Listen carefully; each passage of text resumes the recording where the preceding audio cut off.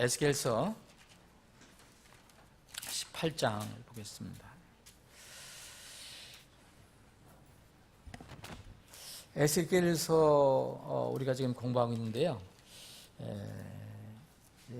뒷부분에 가면 이제 다른 민족들에 관한 내용, 특별히 이제 이스라엘의 회복과 마지막 때 이제 성전이 다시 하나님 영광이 나타나는, 그러니까 이스라엘의 회복에 관한 내용이 나오는데, 이 에스겔서 중에서 특히 이 48장 중에서 특히 두 장이, 이게 사람 성경학자마다는 틀리지만 두 장은 굉장히 중요한 장이라고 이렇게 얘기합니다. 37장은 이스라엘의 회복에 관한 아주 리얼한 그런 대언이 나와 있고요.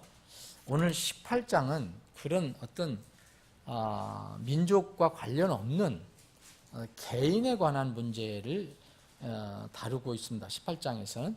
근데 18장에서는 중요한 한 원리를, 영적인 원리를 제시하고 있습니다. 그래서 18장, 우리가 복음을 전할 때도 이렇게 18장을 많이 인용을 하는데, 오늘 18장을 좀 더 구체적으로 한번 살펴보는 시간을 갖겠습니다. 성경 속에서 우리가 찾을 수 있는 여러 가지 영적인 원리가 있어요. 진리, 혹은 하나님의 철칙, 피가 죄를 사한다든지, 피가 생명이라든지, 하나님께 정해놓으신 영적인 원리라든지 진리라든지 철칙이 있는데, 그 중에 하나가 에스겔서 18장에 하나 들어가 있습니다. 영적인 위대한 원리 중에 하나는 심판은 개인의 행위에 따라서 집행된다는 원리입니다. 어떤 단체로다가 이렇게 무더기로 어떻게 휩쓸려서 심판을 받는 게 아니라, 어떤 심판이든지 개인의 행위에 따라서 집행이 된다는 그런 영적 원리가 여기 에스겔서 18장에 이 좀 길게 기록이 되어 있지만 30절 되어 있지만, 그것을 이렇게 소상하게 이렇게 기록을 해주고 있습니다. 남이 아닌 자기 자신의 행위로 심판이 결정된다는 그런 원리입니다. 근데 여기서 이제 죽는다는 말이 많이 나와요. 죽으리라, 불법 가운데 죽으리라, 이런 얘기 나오는데, 여기서 죽음은 이 신약에서 얘기하는 둘째 사망을 반드시 얘기하는 것은 아닙니다. 신약에서 얘기하는, 계시록에서 나와 있는 둘째 사망, 이것을 얘기하는 게 아니고, 죄의 싹 때문에 죽긴 죽는 거지만 물리적인 육체의 죽음을 더 강조하는 겁니다.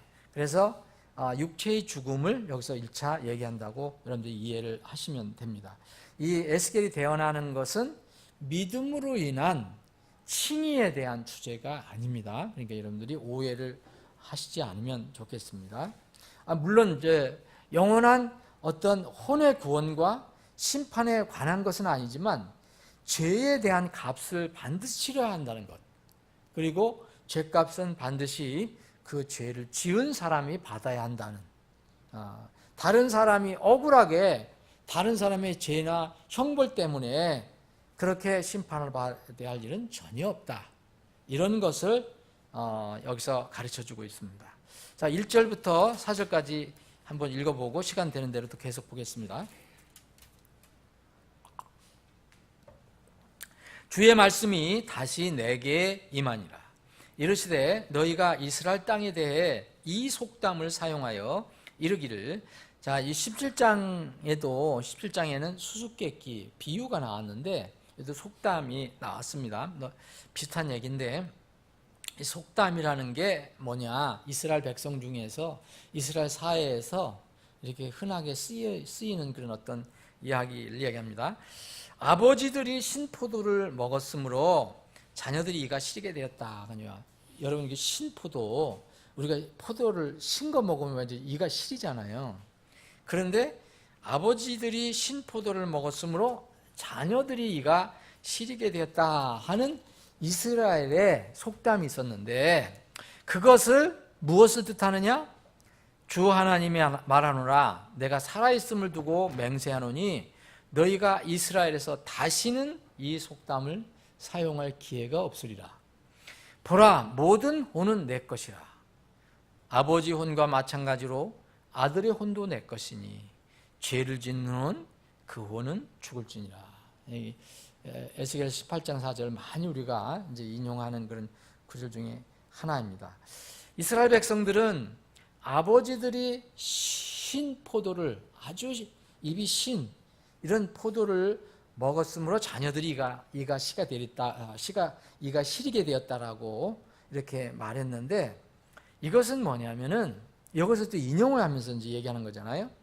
하나님을 향해서 불평을 하는 거거든요. 지금 나는 죄가 없는데 우리 조상들이 죄가 있어서 내가 후손인 내가 우리 조상들이 신포도를 먹었기 때문에 내가 지금 시다. 그런 차원으로다가 이제 불평을 하는 겁니다. 현재 자기들의 그 고통스러운 상황이 내가 지금 잘못한 것은 아니고 바로 우리 조상들, 우리 부모들이 과거에 잘못한 것 때문에 대물림을 해서 우리가 이렇게 고통을 받는 것이다고 이야기하는 것입니다.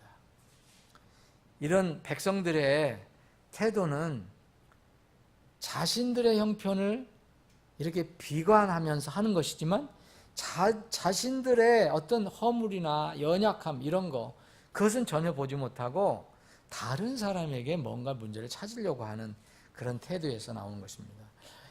이스라엘 백성들은 이런 태도를 가지고 있었기 때문에 당대의 대언자였던 예레미야도 이런 비슷한 이런 그 이야기를 했습니다. 여러분 예레미야서를 한번 보겠습니다. 예레미야서 31장 이제 앞에 찾기 쉬우니까 한번 찾아보는 겁니다. 바로 앞에 장이죠. 앞에 성경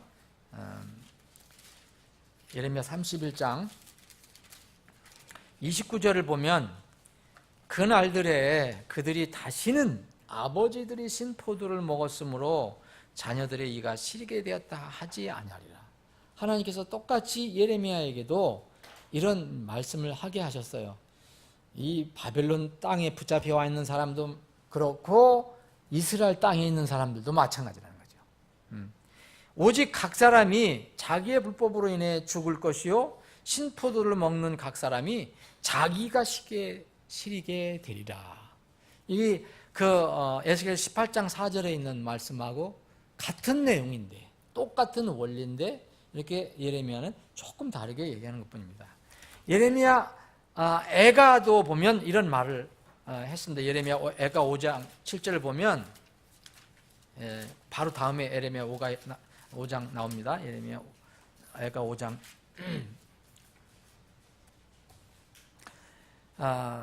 7절에 보면 우리 조상들은 죄를 짓고 없었으며 우리가 그들의 불법들을 담당하였나이다. 이것은 물론 이제 예레미야가 이스라엘 백성들의 그 상황을 한탄하면서 얘기한 거지만 이 부분을 우리가 좀 더 생각을 해보겠습니다. 지금 에스겔서 18장에서 지금 우리가 1절부터 4절까지 읽었는데 이 부분은 무엇을 얘기해 주고 있습니까? 이스라엘 백성들이 영적인 감각이 엄청나게 무뎌져 갖고 정말 죄에 대해서 민감하고 자기들 불의에 대해서 민감하고 하나님과 관계에 대해서 민감해야 되는데 너무 영적인 감각이 무뎌져 갖고 그 자신들이 저지른 죄와 불법 때문에 공의 하나님께서 앞으로 심판할 것이라는 이런 합당한 심판에 대한 느낌도 없어지기 시작한 겁니다. 하나님께서는 그래서 다시는 이런 너희들이 지금 사용하는 이런 속담을 사용할 기회가 없을 것이라고 이렇게 말씀하셨습니다.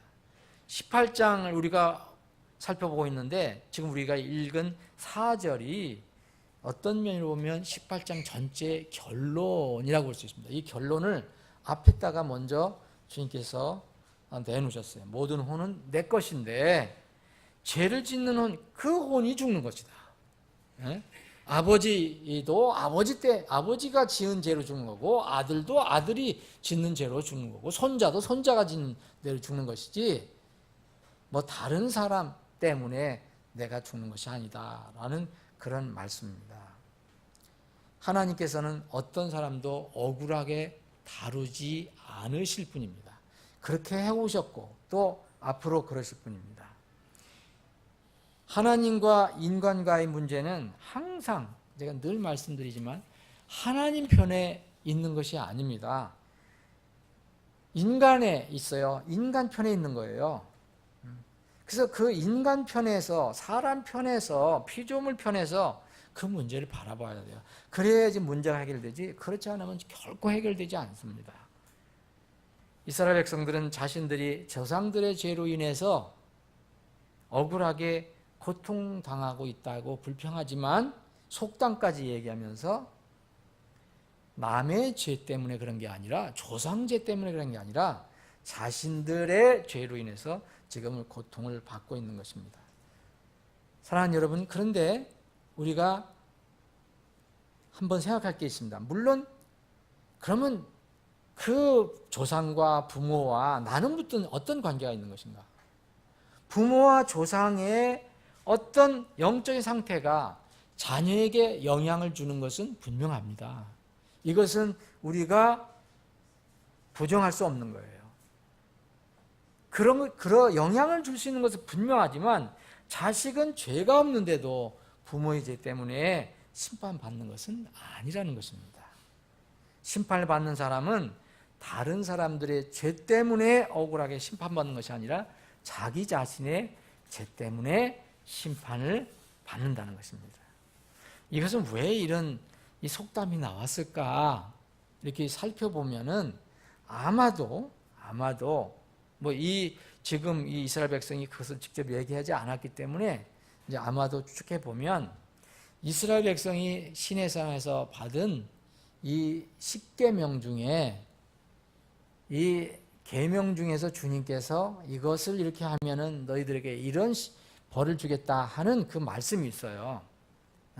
이 말씀을 가지고 아마 그렇게 계속 이야기하는지도 모릅니다. 그 말씀을 하신 건 뭐냐면 10계명 중에서 두 번째 계명이 있어요. 우상을 만들지도 말고 우상 앞에서 절하지도 말라. 굉장히 중요한 명령이잖아요. 1계명도 그렇고 두 번째 계명도 그렇고 세 번째 계명도 그렇고 하나님에 관련된 거. 어떻게 피조물을 섬길 수 있느냐? 피조물이 신이라고 얘기할 수 있느냐? 내가 창조주인데. 그래서 여기에 출애굽기에 보면 그 두 번째 계명을 얘기하시고 출애굽기 20장에 5절 6절에 보면 그것들에게 절하지 말고 뭐 그것들을 섬기지 말고 나 하나님은 질투하는 하나님이다라고 표현하시고 나를 미워하는 자에게는 아버지들의 불법을 자손들에게 벌하여 3, 4대까지 이르게 하거니와 나를 사랑하고 내 명령들을 지키는 수천의 사람들에게는 긍휼을 베푸느니라. 이런 말씀이 있어요. 그래서 아마 이런 말씀으로 핑계를 대고 우리는 자기들은 죄를 바라보지 못하고 조상 탓만 하고 부모 탓만 하는 그런 속담을 이제 앞으로는 주님께서 사용하지 못하게 하시겠다. 왜냐하면 너희들 죄 때문에 심판을 받게 될 것이다라고 그렇게 말씀하고 계신 것입니다. 이 두 번째 출애굽기 20장 5절 6절에 나와 있는 이 두 번째 계명, 그럼 뭐냐? 이 두 번째 계명의 뜻을 여러분 칼빈주의적인 그런 운명론으로 이해를 하시면 어렵습니다. 이 잘못하면은 혹은 이제 현대 사회에서도 비슷한 게 있는데 연좌제라는 게 있어요. 연좌제 아시죠? 죄를 범한 사람의 죄가 없는 후손에게도 넘어가서 부모의 죄값으로 벌한다는 그런 이 연좌제 뜻이 이 주님 말씀은 아닙니다. 출애굽기에 있는 말씀은. 그럼 그게 뭘까? 자, 분명히 성경은 영향을 줄 수 있다 얘기를 하거든요. 그래서 부모가 본을 보여야 되고 또 좋은 가르침을 자녀들에게 넘겨줘야 되고, 그렇죠? 그래서 분명히 영향을 받아요. 환경의 영향을 받습니다. 그래서 어렸을 때부터 무조건 가르치라 했고, 그 영향을 받는 것은 분명하지만, 자, 영향을 받고 그 자녀가 영향을 받고도 자녀가 부모의 나쁜 영향을 받지 않고 옳게 살면은 결코 부모의 죄가 그 자녀에게 넘어가서 자녀가 그 부모의 죄 때문에 심판을 받지 않습니다. 근데 이스라엘 백성은 아마 이 출애굽기에 있는 말씀을 가지고 이야기하는 것이 아닌가 하는 생각이 드는데, 이것은 무슨 얘기일까? 사실 연좌제라는 거, 이게 지금 우리말로는 연좌제라는 거거든요. 연좌제. 이 연좌제라는 것을 좀 살펴봤더니 아시아 지역에서 주로 많이 시행됐다고 합니다. 아시아 지역에서. 그리고 특히 이게 왕권 가지고 있는 사람들, 그러니까 왕국에서, 우리가 조선시대라든지 고려시대라든지 이런 왕조가 있을 때 이 왕가에 대한 반역을 저지른 죄인을 특별히 이렇게 처벌할 때 이렇게 연좌제를 도입했다고 합니다. 그러니까 3대, 4대를 멸한다고 그러잖아요. 그런 무서운 반역하는 죄를 지면, 그래서 가족, 친인척, 심지어는 동네 같은 지역에 사는 사람들까지 그냥 죄인과 직간접적으로 영향 있는 사람들은 다 연대 책임을 물어서 이렇게 심판하는 거. 근데 사실 이건 옛날만 있는 게 아니잖아요. 지금 거의 어느 나라든 다 이런 제도는 없어진 걸로 보는데 아직도 살아있는 나라가 있어요. 어디입니까? 바로 우리 머리 위에 있는 나라예요. 북한에는 아직도 이런 제도가 있습니다. 다른 죄는 모르지만 북한 김씨 세습 정권에 반대하거나 주체 사상을 반대하는 그런 사람들은 그냥 다른 범죄가 아니고, 그리고 아주 그들이 얘기하는 지독한 이 종교 반당분자, 이런 사람들은 연대 책임을 물어서, 특히 주체 사상을 반대하는 이런 사람들은 소위 악질 반동분자라고 해갖고 당사자뿐만 아니라 삼족을 멸하는 악행을 저지르고 있습니다. 지금도. 그래서 여전히 북한에서는 이런 일이 일어나고 있어요. 근데 우리나라는 헌법으로 금지하고 있어요. 이것을 하지 못하게 되어 있어요. 헌법 13조, 우리나라 헌법 13조 상황을 보니까 모든 국민은 자기의 행위가 아닌 친족의 행위로 인하여 불이익한 처우를 받지 않는다 이렇게 되어 있어요. 우리나라는 연좌제가 없습니다. 자, 그러면 이 출애굽기 20장에 있는 말씀은 무엇일까? 나를 미워하는 자들에게는 아버지들의 불법을 자손들에게 벌하여 3, 4대까지 이렇게 하거든요. 이것은 무조건 자손들은 아무 죄가 없는데 이렇게 아버지를 잘못 떠갖고서 이렇게 한다는 뜻이 아니고, 이 죄는 뭐냐면 특별히 하나님 질투하시는 하나님이라 했는데 나를 미워하는 자들이라 했잖아요. 이거는 그러니까 우상숭배를 얘기하는 거예요. 우상숭배. 이스라엘 백성들에게. 이스라엘 백성들은 어떤 민족입니까? 선민이에요. 선민이라 특별히 무슨 우리나라처럼 여러 가지 종교가 있는 게 아니고, 종교가 있었다면 유일신 하나님 섬기는 것밖에 없어요. 신앙이라는 거는. 그죠? 그렇게 탄생된 민족이고, 이 율법도 그렇게 주었어요. 지금. 그런 배경에 있는 겁니다. 그런 민족, 그런 사람들에게 그 어떤 사람이 하나님께 경배를 하지 않고 엉뚱한 우상 숭배를 한다면 반드시 자손들에게도 영향을 끼칠 수밖에 없는 거예요. 다른 것도 그렇지만. 그래서 하나님께서는 아버지들의 그 우상 숭배 불법들은 자손들에게도 넘어간다. 최소한도 3, 4대까지 더 넘어갈 수도 있어요. 그래서 하나님께서는 그 아버지, 어떤 책임질 수 있는 그 사람이 우상 숭배를 하면 피조물을 하나님 신으로 믿고 섬기는 그런 짓을 한다면 3, 4대까지 자손들까지도 그런 벌이 돌아갈 것이다. 그 자손들이요 똑같이 아버지가 하는 일을 합니다. 똑같이 아버지가 하는 일을 하는 거예요. 그리고 또 나를 사랑하고 내 명령을 지킨 수천의 사람들에게 긍휼을 베푸느니라.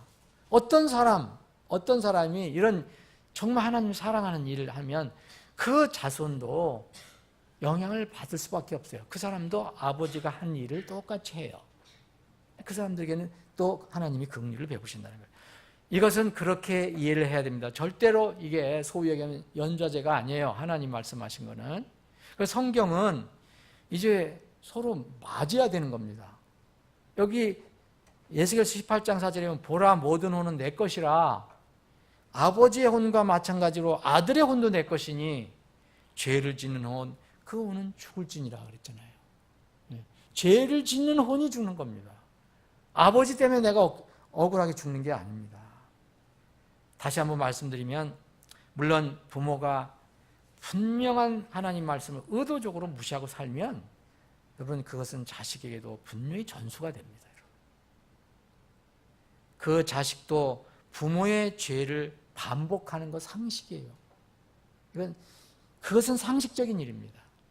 여러분 마태복음 23장 한번 보겠습니다. 마태복음 23장 이게 좋은 예가 될 수도 있을지도 몰라요.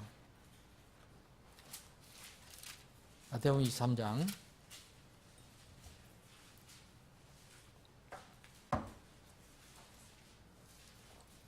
29절 보면은요. 하나님께서 마태복음 23장에 주님께서 마태복음 23장 뒷부분에 8가지 화에 대해서 얘기해요.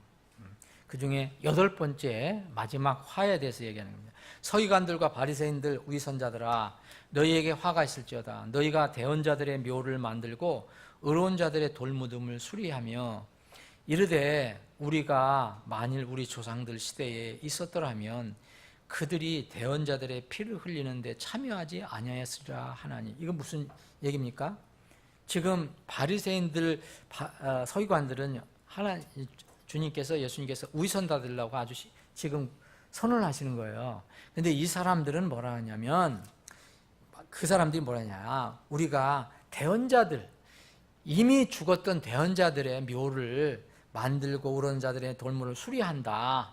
참 의로운 사람들이었는데 하면서 이르되 우리가 만일 우리 조상들 시대에 있었다면 그들이 대언자들의 피를 흘리는데 참여하지 아니하시라. 우리 아버지, 어머니, 우리 조상들, 할아버지가 우리 대언자들, 의로운 대언자들의 피를 흘리는데 참여하지 않았을 것인데 하면서 자기 조상들 탓을 하고 있어요. 근데 지금 뭡니까? 입으로는 그렇지만 예수님께서는 이미 너 위선자들이라고 그랬어요. 똑같이 자기 아버지, 자기 할아버지가 했던 똑같은 위선적인 일을 지금 하면서 자기들은 의롭다. 자기 아버지, 할아버지는 의롭지 않다. 그렇게 얘기하는 겁니다. 그래서 예수님께서 그 마음을 아주 정확하게 아시고 이제 이렇게 말씀하셨다. 그러므로 너희가 대언자들을 죽인 자들의 자손임을 너희가 너희 자신에게 증언하는도다. 너희들도 똑같다. 그런즉 너희가 너희 조상들의 분량을 채우라. 뱀들아 독사들 세대야 어찌 너희가 지옥의 정죄를 패했느냐. 여러분 분명히 부모가 분명한 하나님의 말씀을 의도적으로 무시하고 불의를 저지르고 정말 그렇게 살면은요 분명히 자녀들에게 영향을 끼칩니다. 그 조상, 그 자녀들 이것을 출애굽기에서는 이야기하는 것입니다. 우리가 지금 살펴보는 에스겔서 18장 4절이나 출애굽기 20장에 있는 5절 6절에 있는 말씀이 상충되는 말씀이 아닙니다. 이 출애굽기 20장에 있는 말씀은 잘 깊이 생각을 하셔야 돼요. 성경의 일관된 가르침은 죄의 싹은 사망이라는 겁니다. 곧 죄를 지은 사람이 자기 죄의 값을 치른다는 것입니다. 사람들이 성경을 오해하는 것이지 성경이 서로 어긋나는 것은 없어요. 그 오해를 그렇게 해서 그런 것입니다. 신명기 이미 에스겔서 나온 그래 출애굽기 또 말씀을 주시고 창세기, 출애굽기, 레위기, 민수기, 신명기 나오죠. 신명기는 뭡니까? 출애굽기나 레위기에 주셨던 말씀을 다시 가나안 땅에 들어가기 전에 주님께서 다시 이스라엘 백성에게 내가 명령한 것들을 다시 너희들에게 상기시켜 준다 해서 주신 말씀이에요. 신명기 24장 16절에 보면 자녀들로 더 확실하게 말씀을 해주셨어요. 자녀들로 인하여 아버지들을 죽이지 말며 그랬어요. 아무리 악해도, 자녀가 악해도 아버지를 죽일 수는 없다는 거죠. 아버지들로 인하여 자녀들을 죽이지 말지니 정확하게 각 사람은 자기 죄로 인하여 죽을 것이니라. 이것이 하나님의 정해놓으신 원리입니다. 자, 5절부터 그러나 사람이 의로워서 율법에 맞는 일과 옳은 일을 행하며 산들 위에서 희생물을 먹지 아니하고 이스라엘의 집의 우상들을 향하여 자기 눈을 들지 아니하며 자기 이웃의 아내를 더럽히지 아니하고 생중에 있는 여자에 가까이 가지 아니하며 아무도 학대하지 아니하고 오히려 빚진 자에게 그의 담보물을 돌려주며 아무도 폭력으로 노력하지 아니하며 굶주린 자에게 빵 주며 이자를 받으려고 돈을 내주지 아니하고 이득도 취하지 아니하고 진실한 판단하고 9절에 보면 내 법규 안에서 걸으며 내 법도를 지켜 진실하게 행하였을진데 그는 의로운 자니 반드시 살리라 주 하나님이 말하노라. 자, 이 4절까지 얘기하시고요. 5절부터 이제 길게 주님께서 사례를 얘기를 해주세요. 어떤 얘기냐면 지금 이스라엘이 불평하는 것은 잘못된 것이라는 것을 가르쳐 주시고자 이런 사례를 지금 제시하십니다. 이 5절부터 나오는 이야기는 4절에 있는 그 진리의 말씀을 확실히 해 주시기 위해서 어떤 사례를 주시는데 이 사례는 한 사람이 있어요. 아버지예요. 그 아버지가 또 아들을 낳아요. 또 아들에 관한 얘기가 나오고 또 그 아들의 얘기가 나옵니다. 그래서 3대에 관한 그 내용이 18절까지 기록이 되어 있어요. 여기 18절까지가 바로 이 3대에 관해서 아버지, 아들, 그 아들의 아들, 이 아버지에 비교하면 손자, 이 3대가 어떻게 살았느냐, 아버지는 어떻게 살고 아들이 어떻게 살고 그 아들의 아들이 어떻게 살았는가, 이것을 예를 들어서 이렇게 설명을 해 주겠습니다. 우리가 지금 읽은 부분 5절부터 9절까지는 이 3대 중에서 제일 먼저 그 아버지에 관해서 얘기하는데 다행히 여기서는 의로운 사람이에요. 의로운 사람의 경우를 지금 얘기해 주고 있습니다. 여기서 물론 의롭다고 지금 얘기하는데 이 의롭다는 것을 다시 말씀드리면 신약 개념으로 믿음으로 칭의가 된 의인을 얘기하는 게 아니에요. 그런 얘기가 아니고, 그리고 또 무결점의 완전한 어떤 개념의 그런 의인, 우리가 하늘에 갈 의인 그런 얘기를 하는 게 아니라 여기서 말하는 의인은 구약의 율법에 따라서 하나님께서 이스라엘에게 주신 그 구약의 법의 기준에 따라서 사는 사람을 말하는 것입니다. 하나님 말씀에 순종하며 사는 사람을 얘기하는 거예요. 사도 바울이 나중에 회심을 하고 거듭나고 나서 이것을 깨달은 거잖아요. 자기가 하나님께 주신 법대로 정말 의롭게 살았다라고 얘기를 했어요. 근데 하나님 앞에서는 정말 누더기 같은 죄인이었다는 것을 고백하거든요. 그래서 빌립보서 3장 6절에 보면 열심으로는 내가 교회를 핍박하고 율법의 의에 관하여는 흠이 없는 자로다 이렇게 얘기했어요. 그래서 만약 사도 바울을 대입한다면 사도 바울이 정말 어렸을 때부터 율법을 철저히 지켰다, 옳은 일을 했다, 바른 일을 했다, 그렇다면 그 의롭다라는 말이 여기서 해당이 될 거라는 거죠. 여기서는 무조건 신약에 있는 그런 믿음으로 얻는 그런 칭의 개념은 아니에요. 물론 원리는 이제 같지만 그 죄에 대한 심판을 받는다는 것은 똑같습니다. 산에서 먹는다는 것은 여기 뭐예요? 그러면 이 의로워서, 그러나 사람이, 어떤 사람이, 원래 뜻은요 어떤 사람이에요? 여기 그렇게 참 번역을 하면 좋겠는데, 어떤 사람이, 그래, 그 사람의 아들이 또 나오거든요. 10절에 보면 그가 아들을 낳았다 하자, 그렇게 되는 거거든요. 그 어떤 사람이 의로워서, 어떤 한 사람이, 한 남자가 의로워서 율법에 맞는 일을 하는 거예요. 옳은 일을 행했다 그런 거예요. 하나님 보시기에 율법을 따라서, 하나님 말씀을 따라서 하는 것을 그 율법의 시대에서는 의롭다고 얘기하는 거예요. 산들을 위해서 희생물을 먹지 아니하고, 산들을 위해서 희생물을 먹지 아니한다는 것은 이스라엘에게 굉장히 중요한 거거든요. 여러분, 이스라엘이 이제 그 성전 성막이 완성되기 전에는 하나님께 제단을 쌓고 헌물을 드릴 때, 희생물을 드릴 때 좀 다소 높은 곳을 따라서 거기서 예를 드릴 경우가 있었습니다. 그래서 이 산당이라는 말이 나오는데, 산에 있는 어떤 그 당, 어떤 이런 제단 같은 거. 그래서 이스라엘 백성이, 여러분들 어떨 때 보면 산당, 그래도 부정적인 의미가 있고요, 긍정적인 의미가 있어요. 근데 긍정적인 의미는 처음 좀 나오고 바로 사라지죠.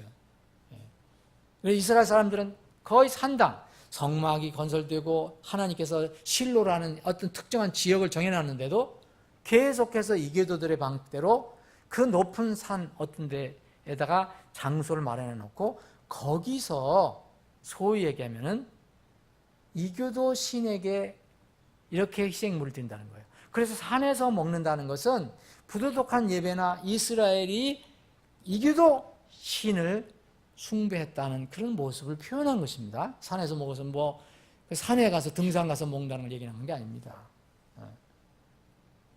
신명기에 보면 분명히 이스라엘에게는, 신명기 12장에 보면 희생물 드리는 유일한 장소가 정해져 있어요. 그래서 여기서는 이 의로운 아버지는 산에서 희생물을 먹지 않았다, 이교도 신에 절하지 않았다, 그리고 성적으로도 정결을 유지했다라고 얘기합니다. 이것은 뭐냐? 이스라엘 백성에게 성의 윤리에 대해서 율법을 많이 주셨어요. 여러분, 출애굽기의 7번째 계명도 뭡니까? 간음하지 말라요. 이거 이외에도 여러 군데 이런 성적인 죄에 대해서 법을 만들어 주셨어요. 또 어떤 나쁜 어떤 일을 하지 않는 것, 법을 지키는 것, 이것뿐만 아니라 이 사람은 뭐였습니까? 이제 긍정적인 일도 했다. 소극적으로 악한 행동을 하지 않은 것뿐만 아니라 적극적으로 다른 사람들에게 긍휼과 선을 베풀어 줬다는 거예요. 여기에 보면은 다른 사람에게 그렇게 한 거 아닙니까? 굶주린 자에게 자기 빵을 주었다. 옷으로 벌거벗은 자를 덮어주었다. 이 사람은 하나님을 향한 마음이 있는 거죠. 하나님 법을 따라 살려고 하는 그런 마음이 있는 거죠. 그리고 7절, 8절은 사회적인 약자에 대해서도 절대 악한 일을 행하지 않았다. 헛된 이득에 돈 욕심을 내지 않았다. 8절에 이자를 받으려고 돈을 내주지 아니하며 이익도 취하지 아니하고, 이게 이스라엘 사람들에게 해당된다는 것을 또 금방 알 수 있는 것이요, 이스라엘은 율법상으로 자기 민족에게는 절대로 이자를 받으면 안 돼요. 그냥 빌려주든지 그냥 주든지. 그런데 이교도들에게는 이자를 받아도 된다고 나옵니다, 법에. 그래서 이것은 바로 이스라엘을 중심으로 이렇게 한 말이라는 것을 알 수가 있어요.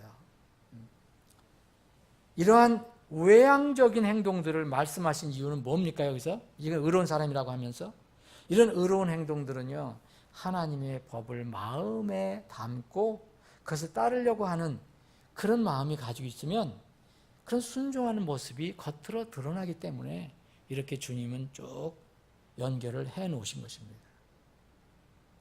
그래서 하나님은 그에 대해 그가 신실하게 행하고 하나님의 명령을 지켜서 진실로 의로운 사람이라고 선언하시는 겁니다. 하나님 그 마음을 하시고, 그렇죠? 여기서 그러나 사람이 의로워서 그랬어요.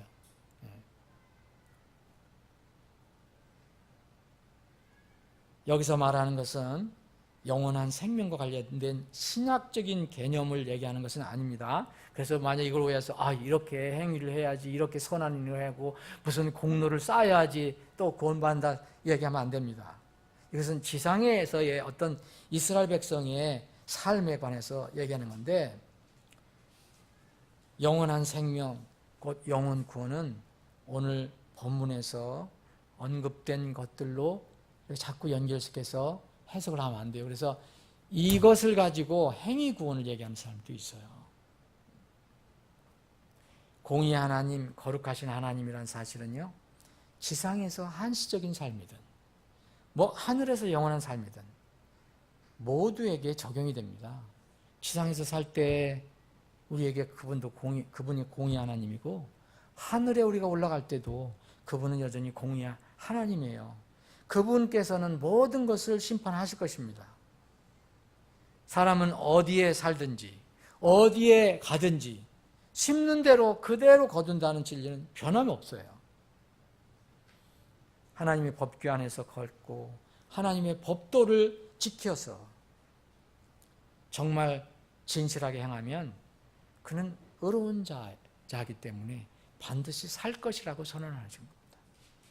이스라엘 백성들이 지금 속담을 이용해서 불평하는 것은 잘못됐다라고 말씀하시는 겁니다. 두 번째 이 사례가 10절부터 나와요. 가령 그 아들 낳았다자. 이대에 관한 악한 아들의 경우가 나오거든요. 여기까지만 보겠습니다. 가령 그가 아들을 낳았다 하자 그 아들이 강도요 피를 흘리는 자요 이런 일들 중 하나와 비슷한 것은 행하되 그런 의무들은 하나도 행하지 아니하고, 이러한 일은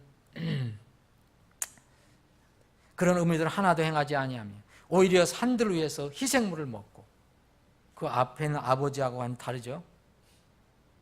성적으로 타락하고 또 다른 사람들에게 이 12절 보면은 다른 사람에게 나쁜 일을 하고 돈에 욕심이 있고 13절에 보면 이자를 받으려고 돈을 내주고 이렇게 했는데 그가 살겠느냐? 그가 살지 못하리라. 그가 이 모든 가증한 일을 행하였은즉 반드시 죽으리라. 그의 피가 그에게 돌아가리라. 이 지금 우리가 읽은 부분은 두 번째 케이스인데 2대 아들, 악한 아들의 경우를 얘기합니다. 아버지는 의로운 사람이었는데 아들은 의롭지 않은 경우예요. 이 아들은 별짓도 다 하잖아요. 아버지가 하지 않는 일을 다 했어요. 그의 아버지와는 정반대로 악행을 일삼았습니다. 신성모독적인 삶을 살았습니다. 여기에서 이 예시를 들어주신 것은 또 이런 의문이 들 수가 있기 때문입니다. 이 악한 아들이 자신의 아버지가 살았던 의로운 삶을 자신의 공로로 주장할 수 있느냐? 하나님께서 그렇게 물으시는 겁니다.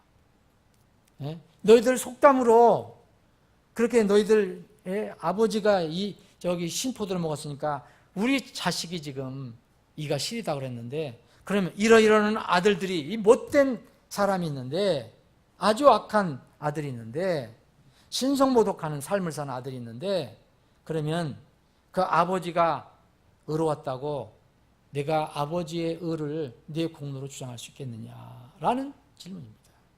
주님 말씀은 그렇게 될 수 없다라고 말씀하시는 겁니다. 자연 출생의 관계로 맺어지는 아버지와 아들의 관계는 심판의 자리에서는 아무 유익을 주지 못합니다. 이 아들은 자신의 악행과 불법으로 자신의 아버지가 의로운 아버지였지만 그 의로운 아버지의 진실한 아들이 아니라는 걸 부정한 것이, 스스로 부정한 것입니다.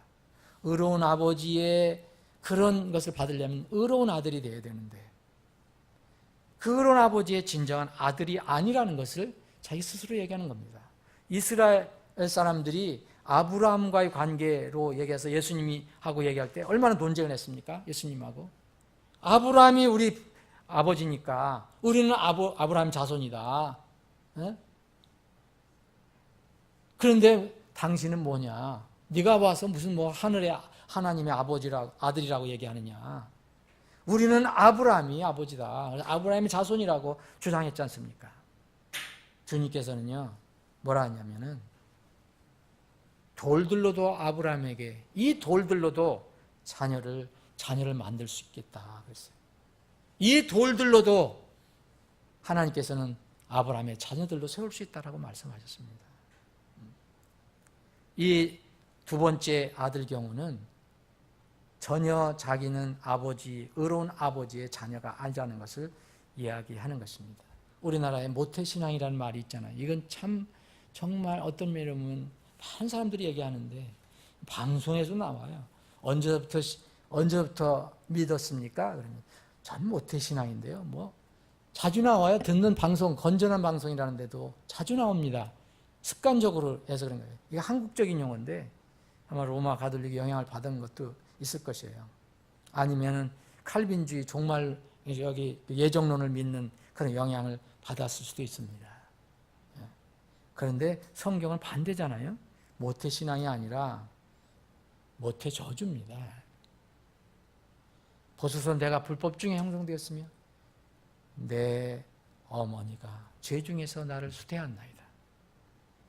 이 사람이 만약 두 번째 사람이 정말 이스라엘 백성들이 얘기하는 것이 맞다면 두 번째 사람도 아버지가 의니까 나도 의로이다. 모태신앙이다. 나도 그럴 수 없다라고 말씀하십니다. 모든 사람이 자신의 행함에 따라서 자신의 죄에서 심판을 받는다라고 말씀하시는 겁니다. 사랑하는 여러분, 이거를 우리가 전하는 겁니다. 우리가 모태신앙을 전하는 게 아니에요. 칼빈의 예정론을 정하는 게 아니에요. 이 고약한 이론입니다. 하나님께서 누구는 택하고 누구는 지옥에 가게 하고 누구는 천국에 가게 한다. 그걸 전하는 게 아니에요. 당신이 선택해야 합니다.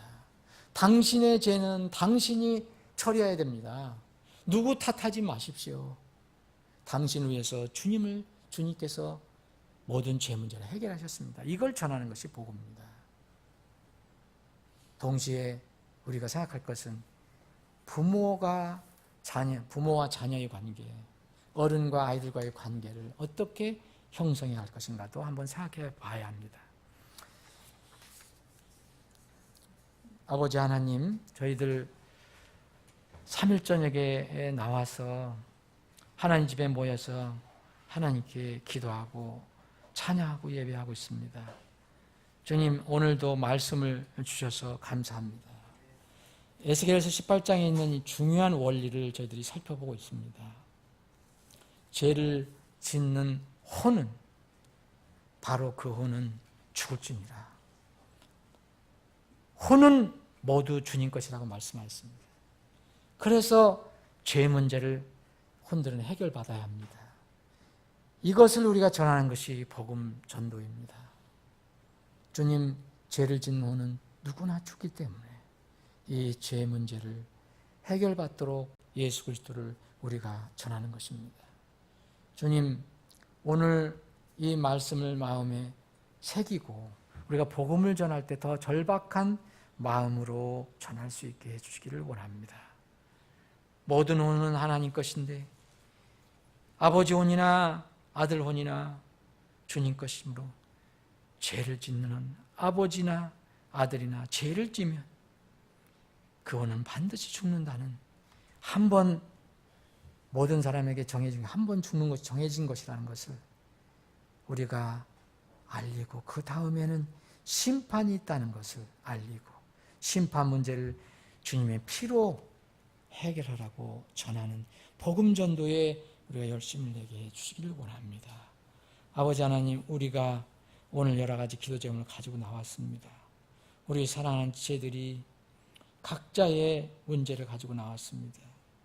건강 문제를 가지고 있는 지체도 있을 것이고 물질 문제를 가지고 있는 지체도 있을 것이고 또 자녀 문제를 가지고 있는 지체들도 있을 것이고 또 화목이나 갈등 문제도 있을 수 있고 또 이 모양 저 모양으로 우리가 알 수 없는 여러 가지 기도 제목을 가지고 나왔을 것입니다. 주님, 우리 사랑하는 지체들의 기도를 들어주시고 응답해 주시기를 원합니다. 아버지 하나님, 저희들은 기도하지 않고서는 이 세상을 살아갈 수가 없습니다. 우리가 기도한다는 것은 주님의 긍휼과 주님의 사랑이 그리고 주님의 놀라우신 그 절대적인 권위에, 섭리에 절대적으로 순종하며 살겠다는 표현입니다. 주님의 뜻대로 저희들을 살아갈 때 주님의 계획을 알고 그 계획에 더욱 순종하며 살아가게 해주시길 원합니다. 순종하는 우리 사랑하는 지체들이 주님께 기도할 때 올해는 많은 기도 제목이 실제적으로 내가 기도하는 방향으로 이루어져서 이것저것 기쁨으로 간증할 수 있게 해주시기를 간절히 원합니다. 특별히 육신의 질고로 고통받고 있는 가정, 가족 또 지체들 기억해 주시고 약한 부위에 주님의 권능의 손을 얹어주셔서 치료해 주시고 회복시켜 주시옵소서. 우리의 기도를 들어줄 줄 믿고 감사드리며 거룩하신 예수님의 이름으로 기도합나이다. 아멘.